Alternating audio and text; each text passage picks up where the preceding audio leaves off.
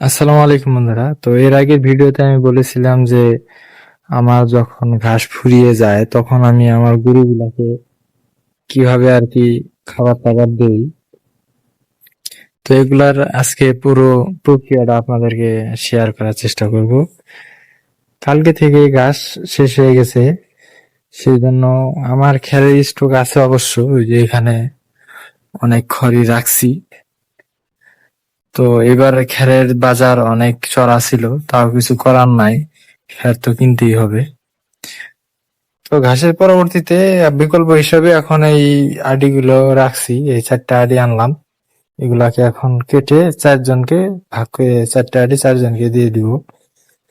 সকাল থেকে তেমন কিছু খাবার দিইনি, হালকা পাতলা ঘাস ছিল, হালকা পাতলা ঘাস দিয়েছি।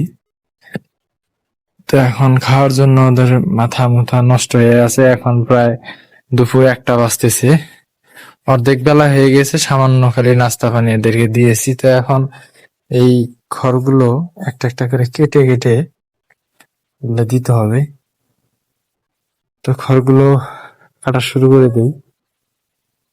এপাশে এই ছাগলটাকে সকাল থেকে কিছু দেওয়া হয়নি তো একটু আগে ঘাস খেত থেকে কিছু পরিমাণ ঘাস এনে দিলাম, পাউডারের মতো করে খাচ্ছে। তো এর একটা বাচ্চা হয়েছে কিছুদিন হলো, এই 10-15 দিন হলো এর একটা বাচ্চা হয়েছে। তো বাচ্চাটা আশেপাশে কোথাও দেখতেছি না।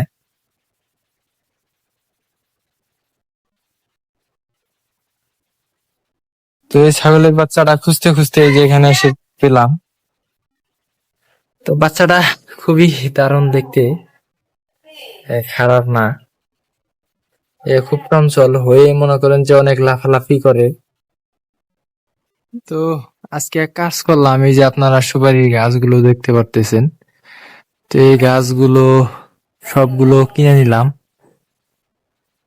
যদিও আমার বাড়ির গাছই, তো আমার মায়ের কাছ থেকে আমি এগুলা সব কিনে নিলাম 500 টাকার বিনিময়।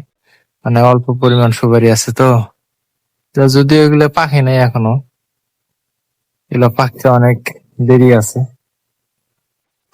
আজকে আকাশটা কিন্তু খুবই চমৎকার।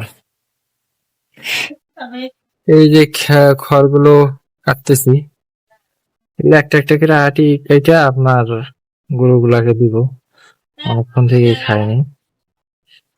তো আজকের ভিডিও এই পর্যন্তই, পরবর্তী কোনো ভিডিওতে দেখা হবে ইনশাল্লাহ।